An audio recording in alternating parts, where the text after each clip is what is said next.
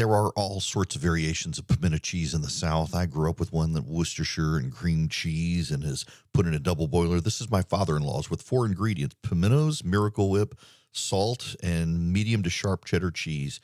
You put your diced pimentos in a Cuisinart, and you want to chop it up because the diced pieces are still too big. You can also put them on a cutting board, and you can chop them up by hand, but you want to save the juice. That's kind of key here. You want to eat the juice as well with it. So you just pulse, you get them into finer pieces, set them aside, get out a bowl, and start doing some finely grated cheddar cheese. Now, I've got a rotary grater. We've got a box grater as well, but I kept seeing this on Amazon and in Instagram, and I was like, yeah, I'm going to give this a try. And sure enough, it is absolutely fantastic. I think it's a Zarellas Zeiss or something or other, but in any event, it's a great rotary grater. It does fine. It does slices for scallops potatoes. It does regular size grating as well, but you want the fine grating for this. Absolutely want the fine grating for this.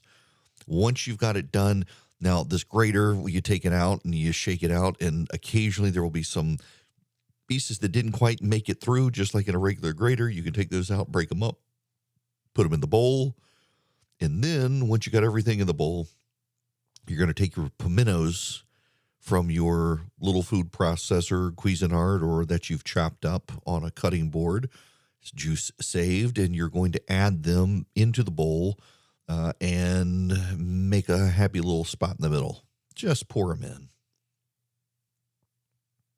Once you've got your pimentos in, you're going to want to add in Miracle Whip. Now, I know that if you shake the Miracle Whip good, if you're going to give it about 3/4 of the small jar of light Miracle Whip. It's not the regular Miracle Whip, just the light Miracle Whip. And then you're going to start mixing it together, folding it in together, making sure everything is incorporated well, stirred together, scrape down the sides of the bowl, put it all together.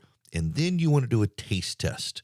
The reason is because depending on your brand of cheddar cheese, it could be salty or not. So you want to do a taste test, and then you want to take the salt and add maybe a teaspoon or so once you've stirred everything together. Now, I just know if I shake the salt as such, I'm going to get about a teaspoon and a half in. Salt to your preference, and then stir in the salt. Don't just leave it on top. And once you've done that, you now have my father-in-law's pimento cheese recipe. And again, there are some pimento cheese recipes that are extremely complex pimento cheese recipes, some that you cook, some that you don't. This is my father-in-law's very basic, very easy to make.